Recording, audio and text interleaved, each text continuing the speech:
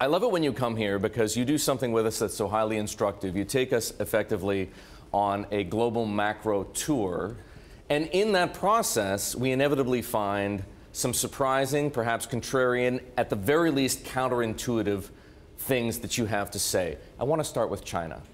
Okay, so here's what I'd say on China. Our view is that China has already had its crash per se. I think many people are worried about the debt load and that China is going to slow down. If you look at it in nominal terms, which is inflation adjusted, think about KKR. We own lots of businesses in China.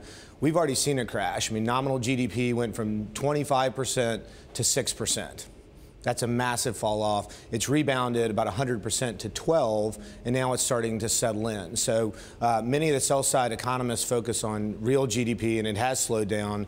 But in nominal terms, which is revenues, paying your people, generating profits for your investors, we've already seen that. So from our standpoint, it's more, we would say, just a steady growth trajectory from here, albeit at a slower pace. In other words, the China bears are looking for a correction in all the wrong places. They're looking down the road. Instead, they should be looking in the rearview mirror. From a growth trajectory standpoint, I would argue that. I think the debt growth in China is going at an extraordinary rate. It's approaching probably 300% of GDP by the 2018.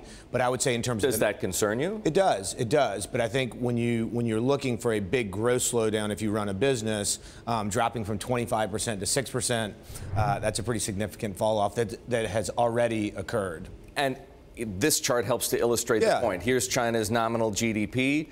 Clearly, it peaked several years ago, and there's the crash, like you say, beginning to stabilize. And I think that's why, recently, just in Europe, you see better trends from the global economy, and some of that's reflecting China coming off the bottom.